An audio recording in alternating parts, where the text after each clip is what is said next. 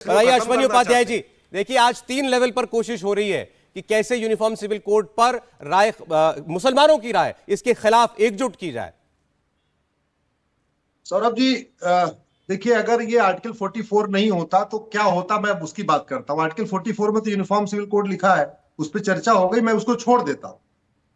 हमने 26 नवंबर 1949 को हमारे देश की तरफ से 300 लोगों ने, जिसमें रफी अहमद किदवई थे, मौलाना कलाम थे, जवाहरलाल नेहरू थे, डॉक्टर अंबेडकर थे, श्यामा प्रसाद मुखर्जी थे, सरदार पटेल थे, ऐसे 300 लोगों ने क्या कहा, आज 26 नवंबर 1949 को हम ये संविधान अडॉप्ट करते हैं और हम सुनिश्चित करेंगे कि एक संप्रभु राष्ट्र बनाएंगे जिसमें सबको सामाजिक न्याय होगा, जिसमें equality, justice, liberty, fraternity, unity, integrity होगी। उसके बाद क्या कहा इसी संविधान में, आर्टिकल 14 में यह कह दिया, किसी से भी कोई भेदभाव नहीं होगा, इक्वलिटी बिफोर लॉ, यानी कानून के सामने सब लोग समान रहेंगे। आर्टिकल 15 में कहा जाति, धर्म, भाषा, क्षेत्र के आधार पर कोई भेदभाव नहीं होगा। आर्टिकल 16 में कहा सबको समान अवसर मिलेगा। आर्टिकल 25 में कहा रीतियों का अधिकार है, कुरीतियों का नहीं, प्रथा का अधिकार है, कुप्रथा का नहीं, धर्म का अधिकार है, धर्मांतरण का नहीं।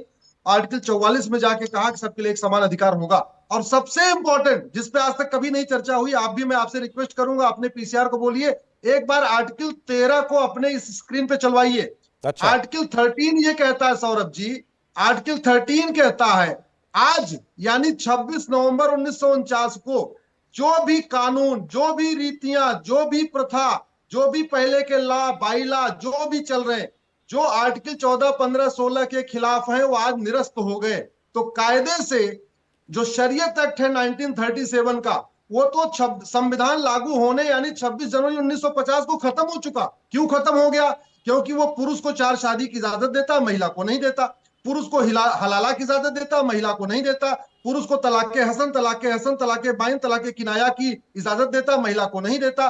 पुरुष को बाकी और भी कई सारे, उपाध्याय साहब आपने बड़ी सारी कानूनी पेज बता दिए। आप कह रहे हैं कि ये मुस्लिम पर्सनल लॉज तो 1950 में ही खत्म हो गए जब संविधान देश पर लागू हो गया। तो ये तब से लेकर के आज तक की सरकारें क्या कर रही थी फिर? बस आज तक की सरकारें घूमी भरी बनी हुई थी, आर्टिकल 13 को नहीं पढ़ रही थी। मैं आपसे रिक्वेस्ट करूंगा एक बार आर्टिकल 13 को अपने स्क्रीन पे चलवा दीजिए। मैंने स्क्रीन पे भी चलवा देंगे, मैंने फोन पे खोल लिया, पढ़ लिया मैंने आपकी बात को। ये कह रहा है कॉन्स्टिट्यूशन आने से पहले जितने भी और लॉज चल रहे थे सबके सब खत्म, वॉइड हो गए। जो भी आर्टिकल, जो फंडामेंटल राइट के खिलाफ है, यानी जो इक्वलिटी के खिलाफ, जो जस्टिस के खिलाफ, जो लिबर्टी के खिलाफ, जो फ्रेटर्निटी, मतलब ऐसे रीति रिवाज जो लोगों को सोचने की आजादी नहीं देते, लोगों को स्वतंत्र रूप से रहने की आजादी नहीं देते, जो भेदभाव करते हैं, जो पुरुष में भेदभाव करते हैं या महिला पुरुष में। अच्छा, मैं एक बात आपसे कहना चाहता हूं उपाध्याय जी, फिर बाकी मेहमानों के पास में जाऊं। देखिए, जैसे यहां पर वारिस पठान साहब बैठे हैं, इनकी अपनी पार्टी, इनके leader Asaduddin Owaisi, all India Muslim personal law board के लोग, दूसरा जमीयत उलेमाए हिंद और तमाम और संस्थाएं होंगी, वो लोग खुलकर, और उनका हक है, वो लोग खुलकर मुसलमानों के बीच जाकर के ये उनको बता रहे हैं कि भाई ये ठीक नहीं आ रहा, इससे आपको नुकसान होगा, यूसीसी से आप लोग इसके खिलाफ रहिए, हमको इसका विरोध करना है। आपको यह करना चाहिए, मेरी बात सुने, आपको यह करना चाहिए, जहां से विरोध हो रहा है उसको बताएं कि इसमें फायदा क्या है, आपको उसको एड्रेस करना चाहिए। बिल्कुल फायदा ही फायदा। मैं तो कह रहा हूं कि यूसीसी से हिंदुओं को केवल 1 फायदा है, क्रिश्चियंस को 2 फायदा है, पारसी को 3 फायदा है, मुस्लिम बेटियों को 11 फायदा। मैं बता देता हूं, यूसीसी आएगा, शादी विवाह का रजिस्ट्रेशन कंपलसरी हो जाएगा, इसका फायदा हिंदुओं को भी मिलेगा, बाकी सबको मिलेगा।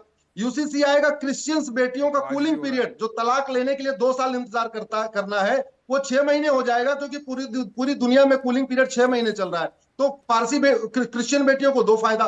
पारसी बेटियों की तीसरा फायदा ये हो जाएगा कि अगर वो अपने गैर पारसी में विवाह करेंगे तो भी उनका प्रॉपर्टी का राइट बना रहेगा। और हमारी मुस्लिम बेटियों को 11 फायदा, शादी विवाह का रजिस्ट्रेशन अनिवार्य होगा, एक पति एक पत्नी का नियम लागू होगा, हम दो हमारे दो लागू होगा, तलाक हसन, तलाक बाइन, तलाक किनाया खत्म होगा, grounds of divorce, procedure of divorce सबके लिए कॉमन हो जाएगा। मुस्लिम बेटियों को गुजारा भत्ता नहीं मिलता, उनको आराम से शादी के 10 साल 5 साल बाद तक गुजारा भत्ता मिलेगा। मुस्लिम बेटियों को बच्चा गोद लेने का अधिकार मिल जाएगा, मुस्लिम बेटियों को बच्चे के भरण पोषण का अधिकार मिल जाएगा, मुस्लिम बेटियों को पति के समान प्रॉपर्टी के राइट में माना जाएगा। अभी उनको अपने मतलब बेटा बेटी में एक समान नहीं है, पति पत्नी एक समान नहीं है, तो हमारी मुस्लिम बेटियों को विरासत का इक्वल राइट, वसीयत का इक्वल राइट हो जाएगा। इसके अलावा उनको माता पिता की देखभाल का अधिकार हो जाएगा और हलाला बंद हो जाएगा। 4 जरा एक बार, ठीक, आपने बड़े सारे फायदे गिना दिए, ये तो इतने इन्होंने 11 फायदे गिनाए हैं। इंडिया टीवी हर वक्त हर जगह डाउनलोड करने के लिए सर्च करें India TV news Google play store या ऐप स्टोर पर।